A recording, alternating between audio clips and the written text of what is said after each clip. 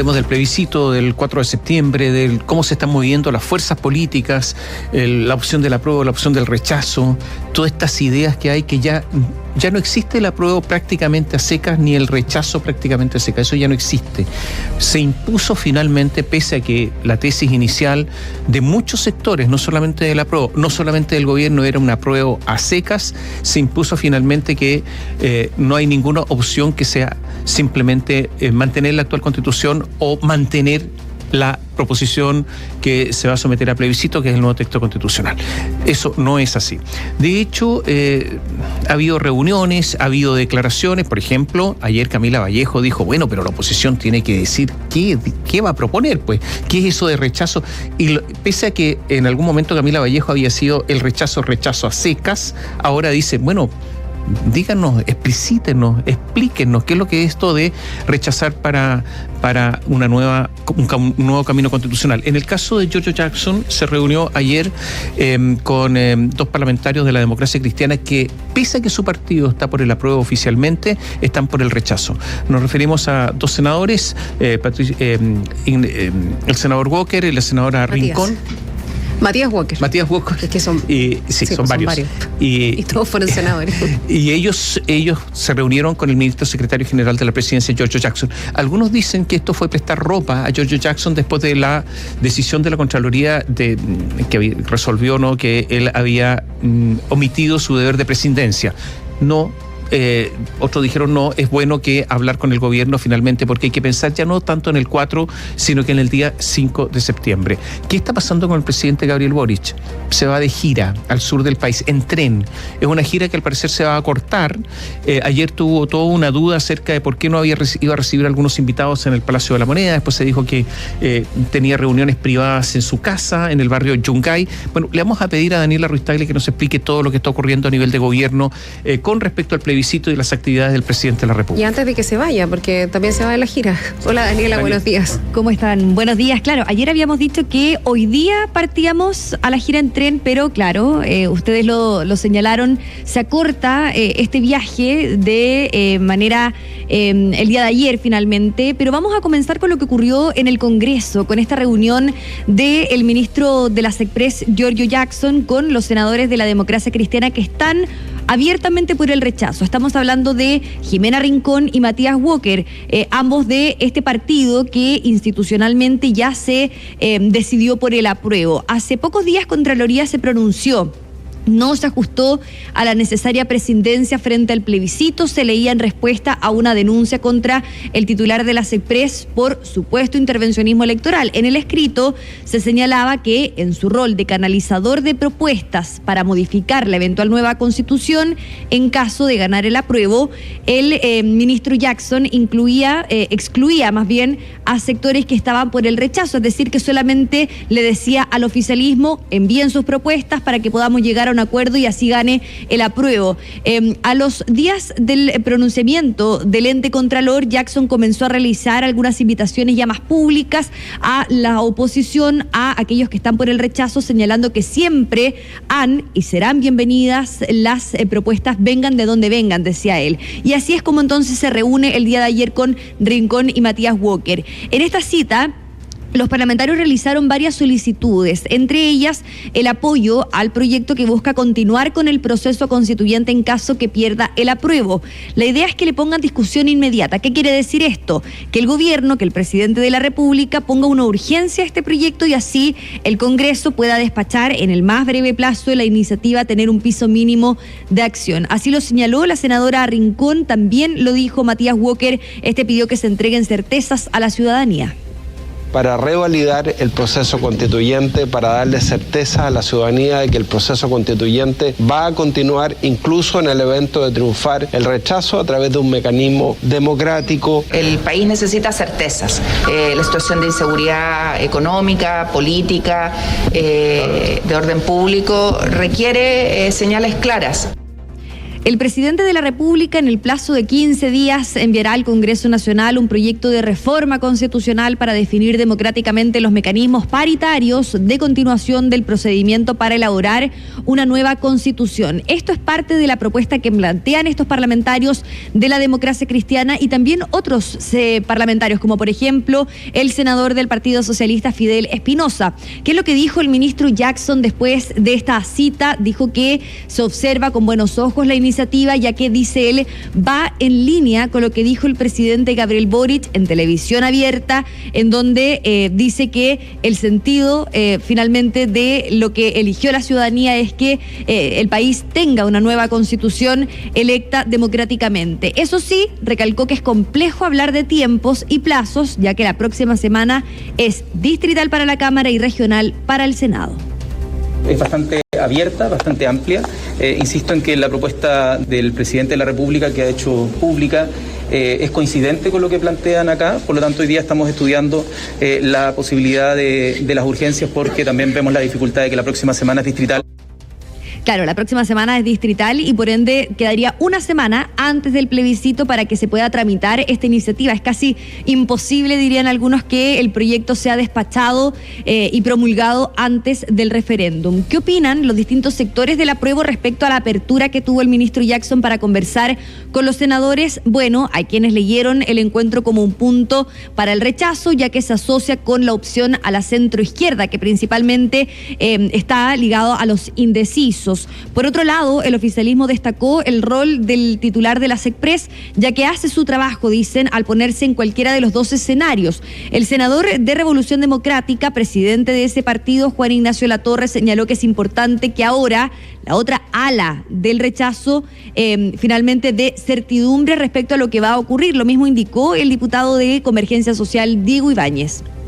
No hay claridad ni acuerdo en la UDI ni en el resto de la derecha para seguir con la creación de una nueva constitución. Han propuesto otro plebiscito, proponen un comité de expertos elegido por el Congreso. Que gane el rechazo es un salto al vacío. Lo importante es que las fuerzas del rechazo se pongan de acuerdo en qué le proponen a Chile. En el mundo del apruebo nosotros hemos sido claros en ofrecer un camino de certezas.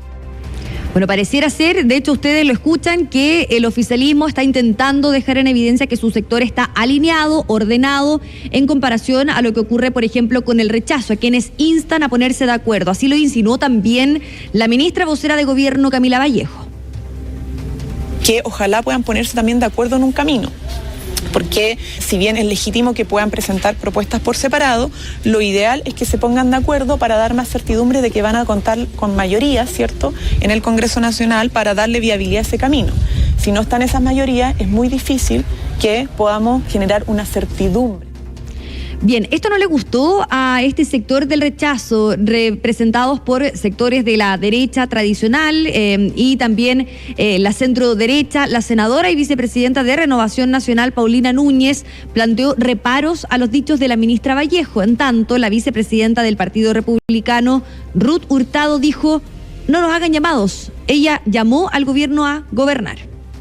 La ministra Vallejo, así como el presidente y los demás ministros, están muy ocupados y preocupados por el plebiscito. Lo que pase post plebiscito será análisis en ese momento. Por ahora les hago un llamado a cumplir con su mandato, que es gobernar. No necesitamos un llamado de la ministra, porque hemos resuelto por Chile poder avanzar en una nueva y buena constitución.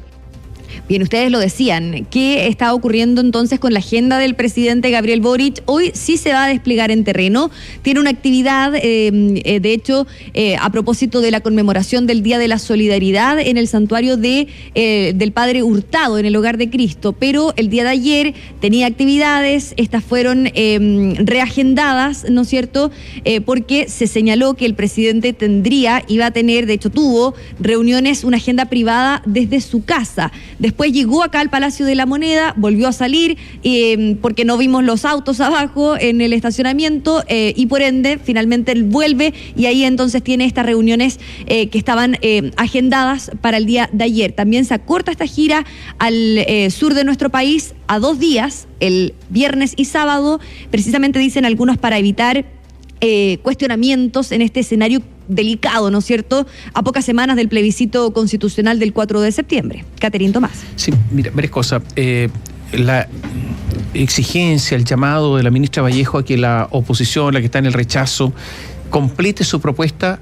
Algunos dicen que podría ser intervencionismo electoral, porque ella está justamente interpelando a los contrarios a su propia opción y a la opción del gobierno, de hecho. Entonces, al final, ¿eso no intervencionismo? Es una gran pregunta y yo creo que se está jugando siempre en el límite, siempre en el límite.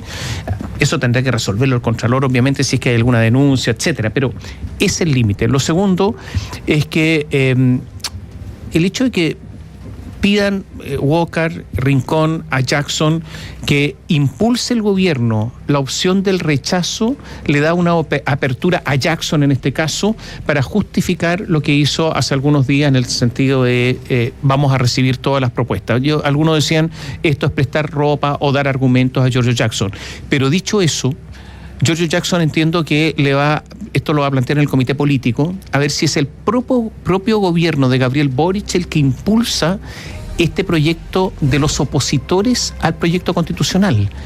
Y eso sería ya que el gobierno del presidente Boric primero podría decir la opción del rechazo está muy vigente, y en segundo lugar que sería la opción del gobierno para liderar, una señal para liderar el postplebiscito a partir del día 5 de septiembre, en el sentido de que será el gobierno el que va a impulsar determinadas medidas para llegar a una nueva convención constitucional.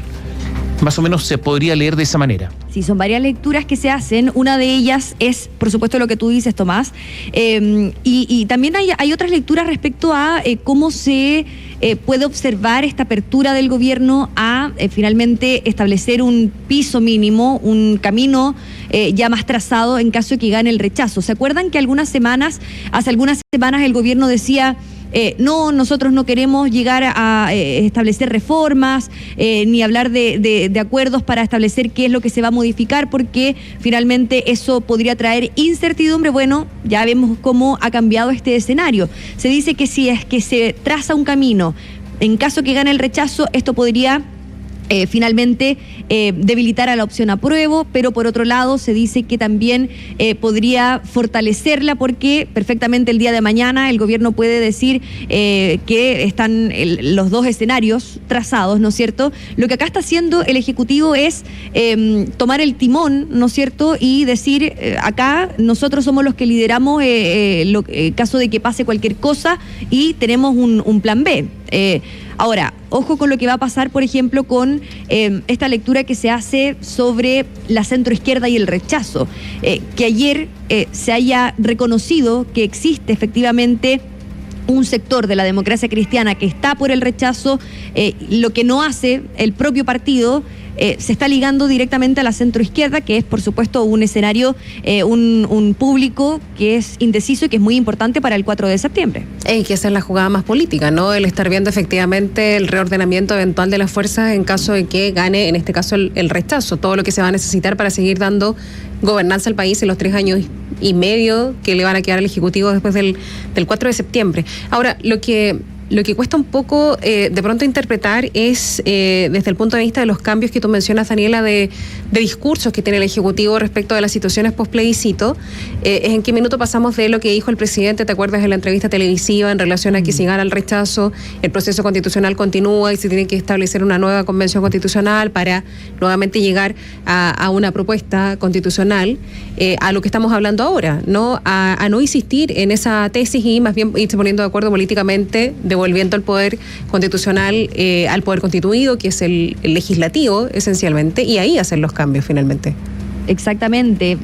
Una de las lecturas que se hace es que efectivamente se está prestando atención a las encuestas y por supuesto a los otros sectores del oficialismo, ¿no es cierto? Que es el socialismo democrático, que ha tenido esa postura de finalmente apuntar a los indecisos, que es el público más, yo diría, codiciado en este proceso. La idea de una nueva convención no reúne mucho apoyo, ¿no?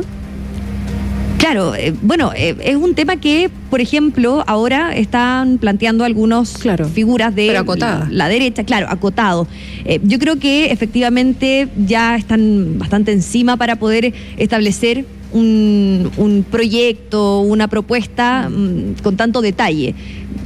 Yo creo que eso ya debería ser con resultado en mano, de acuerdo también a lo que han dicho distintas figuras, tanto del oficialismo como de la oposición. Pero efectivamente, cada vez se acerca, mientras más se acerca el plebiscito constitucional, ya más presionado se está viendo el gobierno, también el oficialismo. Sabemos que, esta semana no hubo comité político ampliado, y eso también es una semana menos para la coordinación política de cara a lo que es este referéndum. Ya el comité político ampliado se va a realizar el día lunes de la próxima semana. Es evidente que el presidente de la República, Gabriel Boric, ha disminuido sus actividades públicas, sus puntos de prensa. Así es. Algunos días estaba, o en algunos momentos estaba todos los días con un punto de prensa. Eso se terminó posiblemente por la denuncia que hay en la Contraloría de Intervencionismo Electoral en contra de él, y para cerrar flancos, y también porque las encuestas son encuestas complicadas para el apruebo, y por lo tanto sería una especie de actividad que no tendría mayor resultado y solo costos. También así se está leyendo esta disminución de la gira al sur de 3 días a 2 días, justamente para evitar todo esto. Sí, evitar flancos innecesarios. Claro, y además hay otra razón. Tú hablabas de los indecisos, pero resulta que todas las encuestas, todas dicen que los indecisos son pocos, que han disminuido sustancialmente con respecto, por ejemplo, a la última elección presidencial segunda vuelta. Hay muy pocos indecisos. Y que esos que se califican como indecisos, en realidad son personas que no votan. Son aquellas personas que están fuera del sistema, que dicen indeciso pero que no van a ir a votar. Dicho eso, resulta que el asunto está bastante petrificado. Si se miran las encuestas en el largo plazo, los números no han cambiado tanto en los últimos tiempos. Están ahí muy, muy petrificados. Por lo tanto, las campañas, a lo mejor de uno y otro lado, son campañas que van a rebotar, digamos, frente a un muro, porque la aguja, por ejemplo, ya no se va a mover tanto. Dicho eso, ayer la suspensión de actividad del presidente de la República por una explicación oficial de que tuvo reuniones privadas en su casa y que como son privadas no se van a conocer, llamó mucho la atención porque se suspendieron audiencias públicas que tenía en el Palacio de la Moneda. El presidente llegó a eso de las 12, parece, al Palacio, 12:30, justamente por esta suspensión de actividades, pero vamos a ver qué pasa con su gira, qué es lo que dice en su gira, y tú lo vas a acompañar en esta gira en tren. Exactamente, ahí vamos a estar. Se supone que, como lo habíamos dicho, era hoy, viernes y sábado. Se reduce, dicen que por un tema estratégico, para poder comprimir las actividades que se tenían, pero los hechos están ahí. Finalmente se reduce. Gracias, Daniela. Buenos días. Chao. Chao, Daniela. La actividad que nos contaba Daniela respecto al Día de la Solidaridad, de todas formas, es en la Estación Central. Mañana van a ir para subirse al tren, hoy día van a ir a la Estación Central a esa actividad. Un dato respecto de lo que pasa con las encuestas: el plazo para publicación de encuestas, porque ya vamos a entrar ese periodo árido en que no se conocen datos, es el 20 de agosto, así que queda poquito para la publicación de las últimas encuestas para el plebiscito. Yo quiero precisar algo. No es que no se hagan encuestas. No se publican. Las encuestas se van a seguir haciendo, claro, y la prohibición es para los medios, publicar, nosotros, para no darlos a conocer. Pero eso no significa que no conozcamos encuestas hasta último minuto.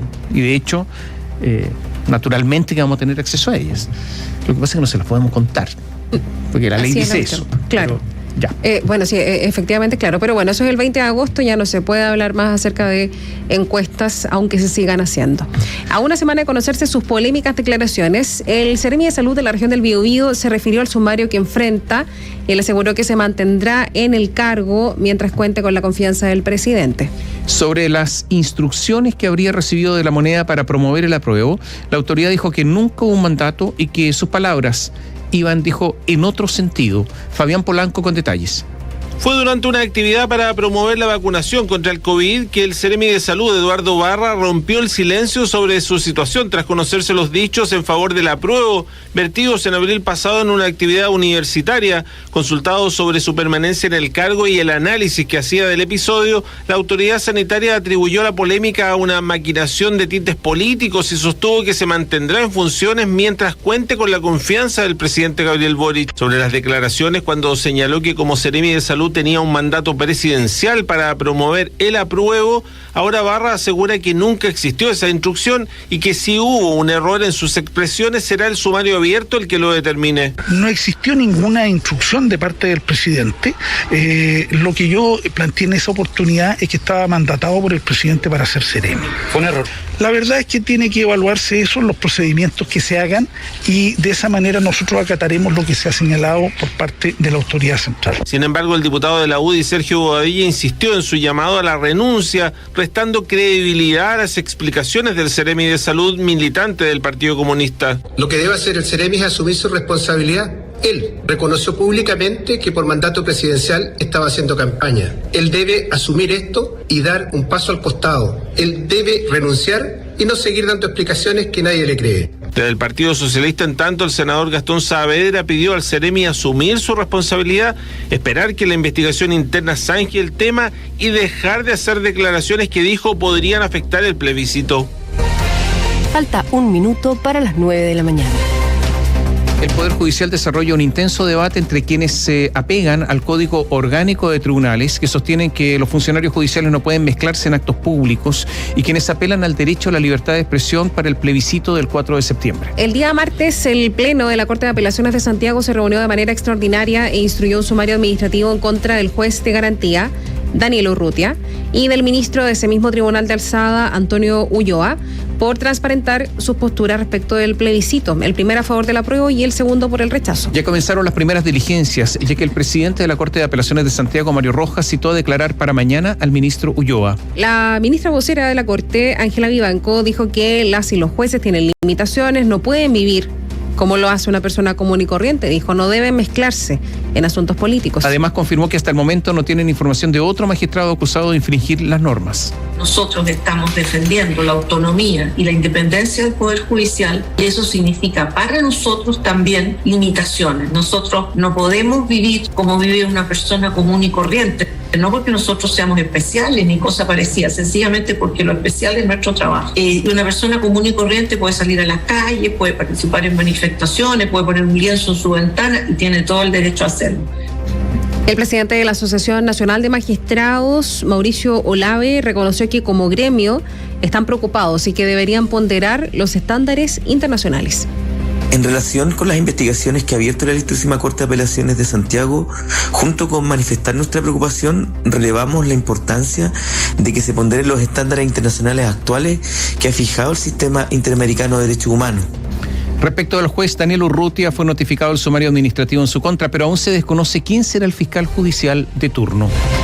El comando Aprueba por Chile tocó la puerta número 1 millón en la gira nacional que busca llegar a 2 millones de casas. En la actividad, el diputado del Partido Liberal, Vlado Mirosevich, llamó al rechazo a ser transparente con los políticos que están detrás de esa campaña, principalmente quienes, además dijo, quienes son sus financistas. Con Agustín Morel nos entrega más antecedentes.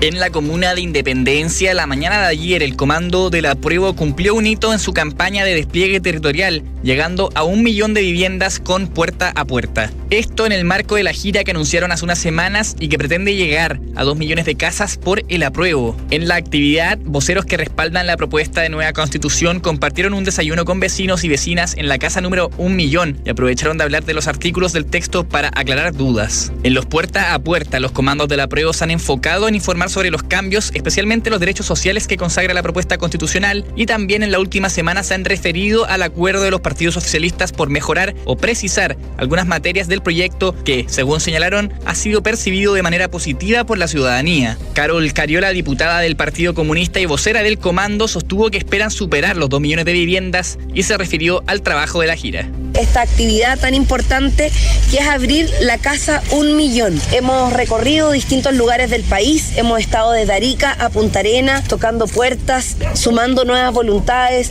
sumando nuevas personas que quieren hacer parte de esta nueva etapa que Chile está viviendo.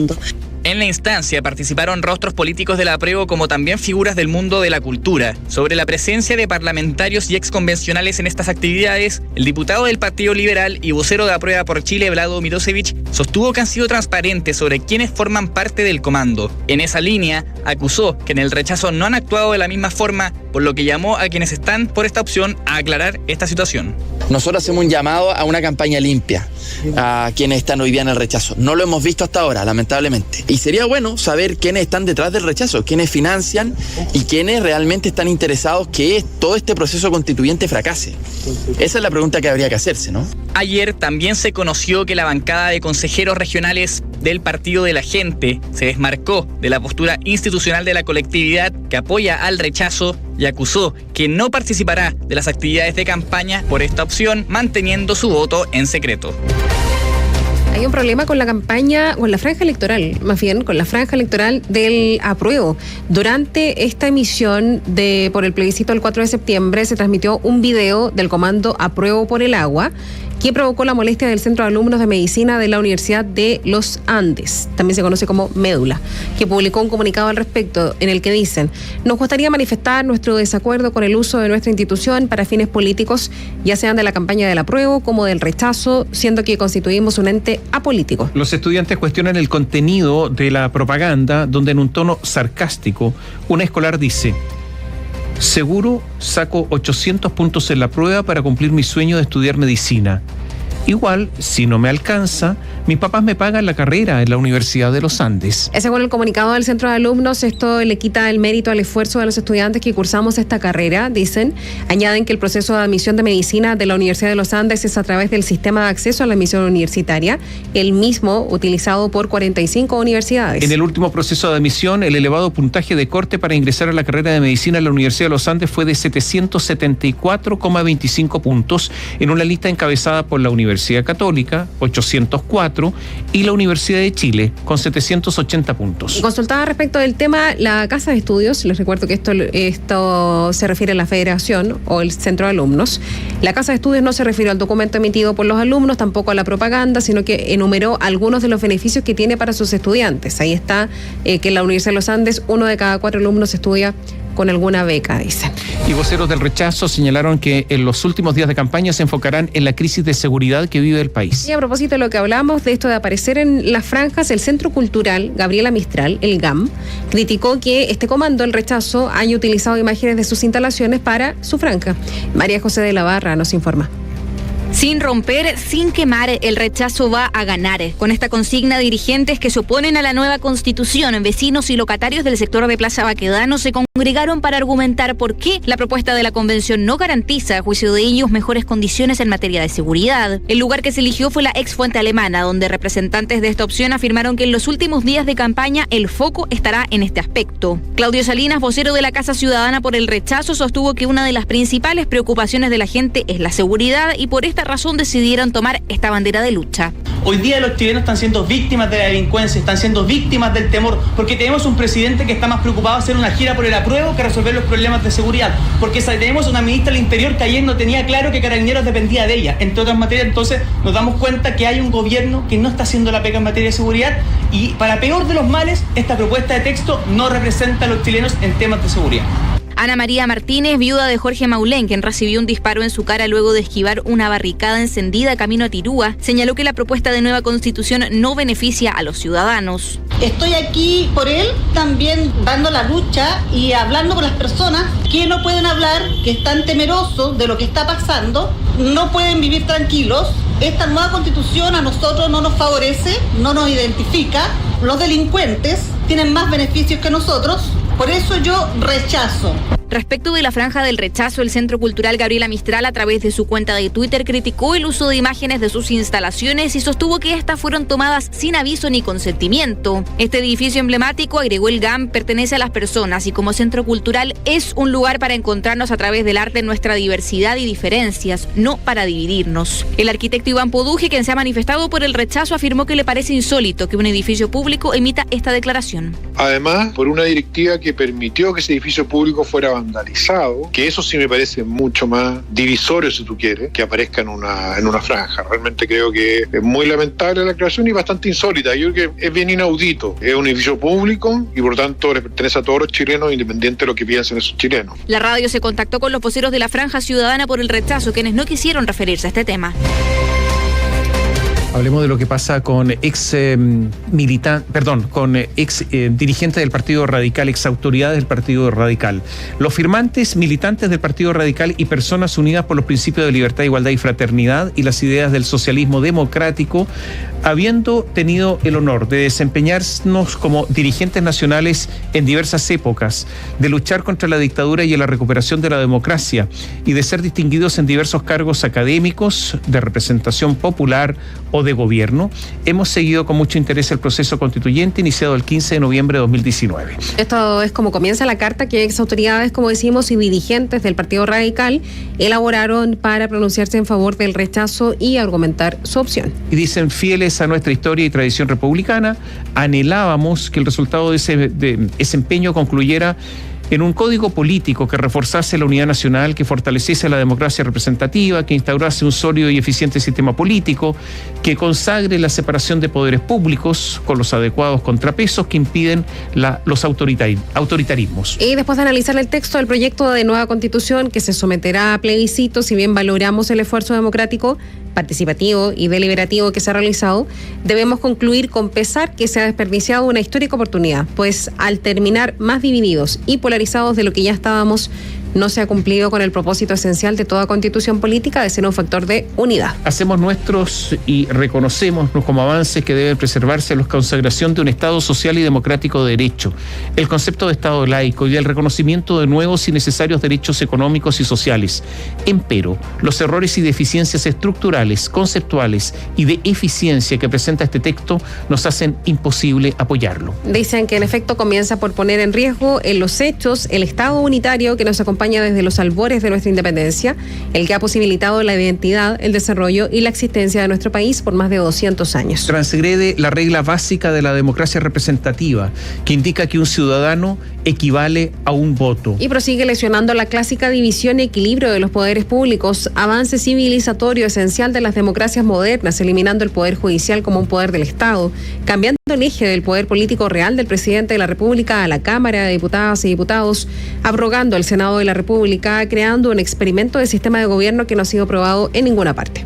Y en lugar de mantener la unidad de los conceptos de nación y Estado en un marco de reconocimiento, respeto y rescate de nuestra herencia y realidad multicultural, el texto propuesto, por el contrario, divide el país, desde que otorga a los pueblos originarios la categoría de naciones, les asigna territorios, autonomías, de autodeterminación y sistemas de justicia propios y un conjunto de privilegios que violentan el principio de igualdad ante la ley, generando condiciones que afectarían la seguridad nacional, la integridad territorial y provocarían un clima permanente de conflictos en varias regiones del país. Eso es parte de la carta que firman estas ex autoridades del Partido Radical. ¿Quiénes la firman?